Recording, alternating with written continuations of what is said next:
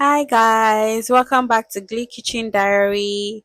So today we are making the popular Arewa food called Masa. Yes, Masa. Masa is very popular among the northern parts of Nigeria. I'm not from the north, but I love masa a lot. It was introduced to me by my senior wife, and since then, it's been a really, really deep love story between masa and I. So I love to make masa a lot. I had to learn how to cook masa from her. So she was the one that taught me how to cook masa this way. Shout out to my sister. Thank you so much for teaching me this recipe.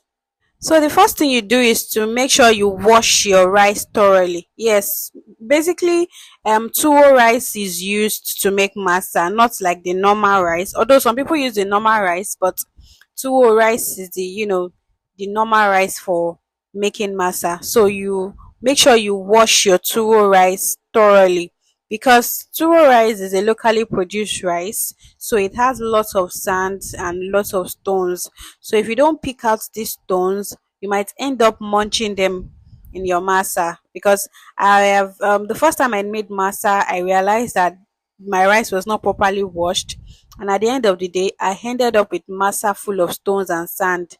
So I have learned in a hard way. In fact, I've made masa twice, and I was munching on sand in my masa. So I take it very importantly to wash my rice thoroughly before anything. So once you wash your rice thoroughly, you soak overnight, or you soak for 4 hours or overnight. So I soaked my overnight. So the next morning, I washed my rice again. Yes, I'm washing it again the next morning in order to make sure that all the stones are gone. See, even after still washing, see the amount of stones that I was able to pick out. That was after washing the previous day. So you need to make sure your rice is properly washed. So after that, I go in with my onion ready to blend. If you notice that I poured some rice in a pot at the initial part of this video, yes, you pour, like half cup into a pot and cook it. Then you add it to, the wet rice and blend together with onions. So this is where I'm blending it together. So we are done blending here, and look at the consistency. You need to make sure that you blend it very well, like you blend it smooth. Then you add your baking powder, you add your yeast. This yeast is 1 tablespoon of yeast. You know, all those yeast that they sell 100 naira is 1 tablespoon. You add 1 tablespoon of yeast, a pinch of salt, and some sugar, depending on how sweet you want the masa to be. So I added 4 tablespoon of sugar. Then you mix together. You mix thoroughly together and make sure all the ingredients are well combined. Mix together until you are sure all the ingredients are well combined. Once you are sure the ingredients are well combined, you cover and allow it to rise for an hour. So after an hour, our batter will look like this. Can you see the bubbles? Yes. So we are ready to fry. Then you mix everything together again with your spoon. Mix thoroughly and make sure all the ingredients are well combined. Then you oil your pan. You add little bit of oil to your pan like this. You might decide not to add up to this oil.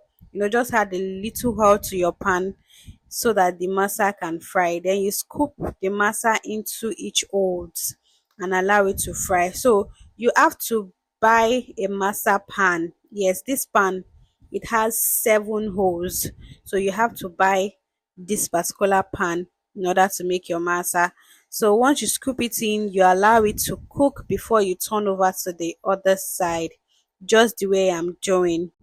You continue to check on the masa and flip to the other side until you are sure that the masa is well cooked and you have achieved your desired look.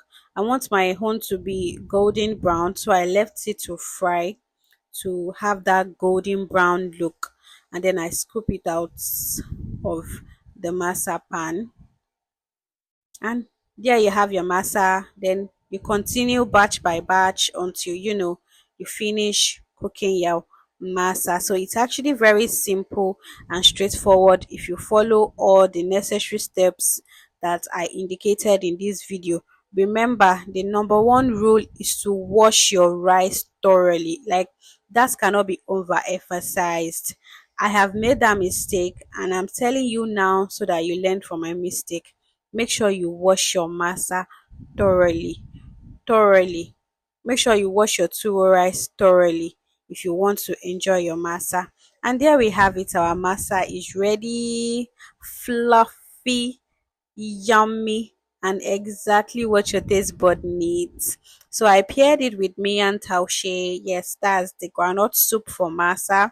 If you want to learn how to make miyan taushe, stay tuned on my page. That is what I'm going to be doing next. Bye guys. I'll see you in my next video. Don't forget to subscribe so that you can see more of me. Bye.